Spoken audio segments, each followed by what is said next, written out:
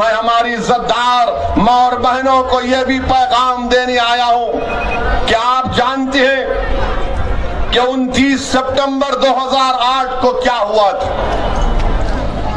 29 सितंबर 2008 को मोडासा में क्या हुआ था, कोई जानता भी है क्या हुआ था? क्या आप जानते हो उसमें एक मरने वाले बच्चे का नाम जमाल था, जिसकी उम्र 15 साल की थी। उस बच्चे की उम्र 15 साल की थी। जमाल अब्दीन गौरी उस बच्चे का नाम था। सुक्का बाजार की मस्जिद, रमजान का महीना, बम ब्लास्ट होता है, 7 लोग शहीद हो जाते हैं, 100 से ज्यादा जख्मी हो गए। मैं पूछना चाहता हूं बीजेपी की सरकार से, खास तौर से मुल्क के प्रधानमंत्री जनाब नरेंद्र मोदी से, यहाँ के चीफ मिनिस्टर से, आरएसएस के तमाम लोगों से जो 90 साल तक चड्डी पहनकर लट फिराते रहे और 90 साल के बाद उनको ख्याल आया कि अब चड्डी नहीं पैंट पहनना पड़ेगा, तो पैंट पहन लिए। मैं कांग्रेस के उन बुज़दिलों से पूछना चाहता हूं, मैं कांग्रेस के उन बुज़दिलों से पूछना चाहता हूं, क्या तुम्हारी जबान पर जमाल का नाम आएगा या नहीं आएगा? क्या तुम्हारी जबान पर, तुम्हारी गुफ्तगू में, तुम्हारी तकारीर में यह जुमला आएगा कि मोडासा में बम ब्लास्ट हुआ था जिसमें 7 लोग मर गए, 100 से ज्यादा जख्मी हो गए? आज तक ये पता नहीं चला कि किसने बम ब्लास्ट किया, मगर सब जानते हैं कि बम ब्लास्ट करने वाले वो हरामी नाथूराम गोडसे की नाजायज औलाद थी। उन्होंने मोडासा में बम ब्लास्ट किया, क्योंकि ये तमाम के तमाम नाथूराम गोडसे की नाजायज औलाद है, इसीलिए उनको नहीं पकड़ा जाता, इसीलिए उनको गिरफ्तार नहीं किया जाता और एनआईए ने केस को बंद कर दिया।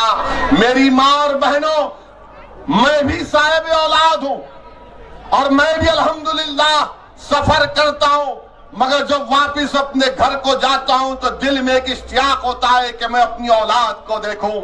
मगर आज उस जमाल की मां का क्या हो रहा होगा जिसने बरसों पहले अपने बेटे को खो दिया, और उस मां को यह तक पता नहीं कि किसने मेरे बेटे को मारा था, जमाल को किसने मारा था। उस जमाल की मां को तो अब तक पता नहीं चला।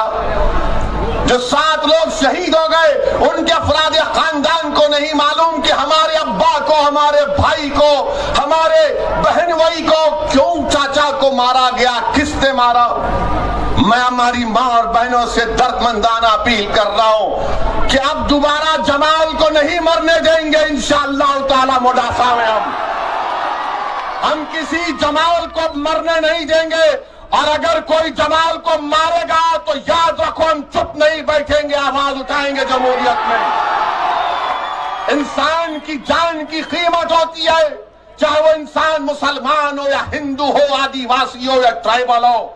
अगर मेरा नाम असदुद्दीन ओवैसी है तो मेरा खून की कीमत भी तमाम के खून की कीमत के बराबर होने चाहिए। मेरा खून कोई गंदी नाली का पानी नहीं है, मैं इंसान हूं, मेरी जान की कीमत है। वो क्यों है? क्योंकि भारत का संविधान, भारत का आईन, भारत का कॉन्स्टिट्यूशन, जिसको बाबा साहिब अम्बेडकर ने बनाया था।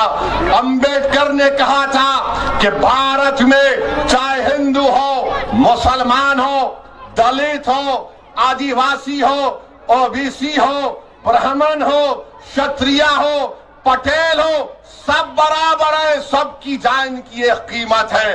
मगर तुमने, मैं मोडासा की जनता से शिकायत कर रहा हूं, आपने इस संविधान के पैगाम को भुला दिया। कैसे बुलाया आपने डर डर कर, कभी इनके झूठे बातों में आकर कभी कांग्रेस को वोट दिया तो कभी किसी को वोट दिया, या फिर मायूस होकर घर में बैठ गए। मैं आज आपसे कह रहा हूं कि आज आप 28 तारीख के दिन अपने के वोट का इस्तेमाल करो। और बता दो इन जालिमों को जिन्होंने जमाल को कत्ल किया, जमाल को शहीद किया, कि हमारी जान की कीमत है, हमारी जान की अजमत है, हमारे बच्चों का मुस्तकबिल है। इसीलिए मैं आपसे अपील करने आया हूं कि आप अपना एक कोर्ट का इस्तेमाल मजलिस इत्तेहादुल मुस्लिमीन के हक में करिए।